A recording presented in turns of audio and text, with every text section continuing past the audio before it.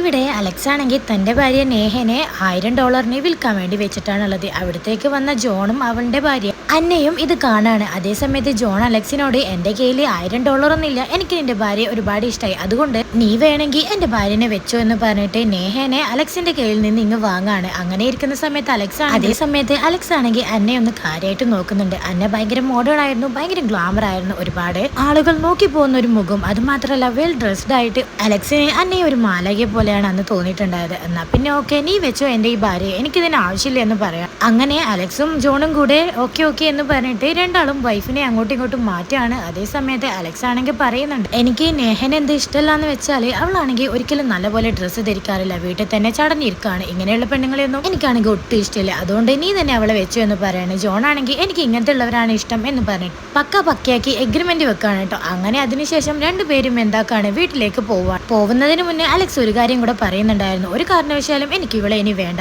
എനിക്ക് നിന്റെ സുന്ദരിയായ ഭാര്യ ഉണ്ടല്ലോ, ഇനി ഇവളെ എന്റേതാണ് എന്ന് പറഞ്ഞിട്ട് വീട്ടിൽ ചെന്ന് ജോലിക്ക് പോയി വന്ന അലക്സ് കാണുന്നത് അന്നയാണെങ്കിൽ കുളിച്ചിട്ട് സുന്ദരിയായിട്ട് അവിടെ ഇരിക്കുന്നുണ്ടായിരുന്നു. എന്നാലേ വീടിന്റെ കാര്യം കുറച്ച് ഷോക്കായിരുന്നു കേട്ടോ. വീട് മുഴുവനായിട്ടും വിളിച്ചു വാരി ഇട്ടിരിക്കുന്നതാണ്. അലക്സ് ഓടിപ്പോയി തന്റെ സേവിങ്സിലെ ഒരു ബോക്സ് എടുത്ത് നോക്കുന്ന സമയത്ത് അതിലൊട്ടും തന്നെ ക്യാഷ് ഉണ്ടായിരുന്നില്ല. ക്യാഷ് ഒക്കെ എവിടെ പോയി, വീടിന് എന്താ സംഭവിച്ചേ, കള്ളൻ മറ്റും കയറിയോ, നീ ഭക്ഷണം ഒന്നും ഉണ്ടാക്കിയില്ലേ എന്നൊക്കെ ചോദിക്കുകയാണ്. അതേസമയത്ത് അന്ന പറയാണ്, കള്ളനൊന്നും കയറിയില്ല ബേബി, ക്യാഷ് ആണെങ്കിൽ ഞാൻ കുറച്ച് ഡ്രസ്സ് വാങ്ങി, അത് കുറച്ച് എക്സ്പെൻസീവ് ആയിരുന്നു, അതുപോലെ വീട് വൃത്തിയാക്കണമെങ്കിൽ ഒരു സെർവൻറ്റിനെ വെച്ചോ, എന്നെ കൊണ്ടൊന്നും വീട് വൃത്തിയാക്കാൻ വേണ്ടി പറ്റൂല, അതുമാത്രമല്ല ഞാനാണെങ്കിൽ ഫുഡൊന്നും ഉണ്ടാക്കിയില്ല, എനിക്കൊന്നും ഫുഡ് ഉണ്ടാക്കാനും അറിയില്ല, അതുകൊണ്ട് ഏതെങ്കിലും നല്ല വലിയ റെസ്റ്റോറൻറ്റ് പോയിട്ട് തന്നെ നമുക്ക് ഇനി എല്ലാ ദിവസവും ഫുഡ് കഴിക്കാമെന്ന് പറയാം. ഇത്രയൊക്കെ കേട്ട സമയത്താണ് അലക്സിന് തന്റെ ഭാര്യയുടെ മഹത്വം മനസ്സിലായത്. അതേ സമയത്ത് അതിനെക്കുറിച്ച് പറയുന്ന സമയത്ത് അന്നെയാണെങ്കിൽ ഇനിയൊന്നും പറഞ്ഞിട്ട് കാര്യമില്ല, നീ എന്നെ വാങ്ങിയതല്ലേ, അതുകൊണ്ട് നീ എന്നെ സഹിച്ചേ പറ്റൂ, ഞാൻ ഇവിടെ വിട്ട് പോവില്ല എന്ന് പറഞ്ഞിട്ട് അലക്സിനോട് ഒരുപാട് കാര്യങ്ങൾ സംസാരിക്കുകയാണ്. അത് മാത്രമല്ല അന്ന് അലക്സിനെ ഒരുപാട് കൊച്ചാക്കി സംസാരിക്കാനും തുടങ്ങിയിട്ടുണ്ട്. നിങ്ങൾക്ക് നിങ്ങളുടെ പാർട്ട്ണറെ ഇഷ്ടമാണോ അല്ലയോ എന്ന് കമന്റിലൂടെ അറിയിക്കണേ. അത് മാത്രമല്ല ചാനൽ ഇഷ്ടമാണെങ്കിൽ ഒന്ന് സബ്സ്ക്രൈബ് ചെയ്തിട്ട് പോയേക്കണേ.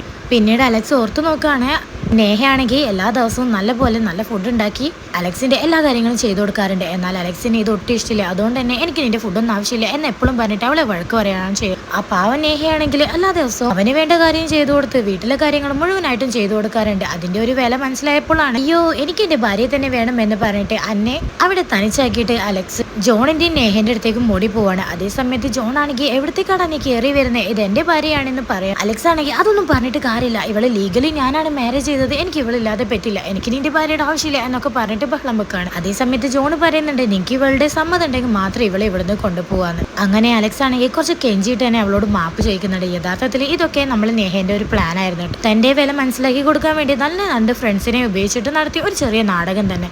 അതിനുശേഷം നേഹ പറയുന്നുണ്ട്, എനിക്കിനി ജോലിക്ക് പോകണം, ഞാൻ ഇനി വീട്ടിലിരിക്കില്ല, ഇതിനൊക്കെ സമ്മതമാണെങ്കിൽ ഞാൻ തിരിച്ചു വരാമെന്ന്. അലക്സ് ആണെങ്കിൽ എനിക്കൊന്നും പറഞ്ഞിട്ട് കാര്യമില്ല, നീ എൻ്റെ കൂടെ ഒന്ന് വന്നാൽ മതി എന്ന് പറയാണ്. നിങ്ങൾക്ക് ഇതുപോലെ തോന്നിയിട്ടുണ്ടോ? അത് മാത്രമല്ല കണ്ണുണ്ടെങ്കിൽ മാത്രമേ കണ്ണിന്റെ വില മനസ്സിലാവട്ടോ.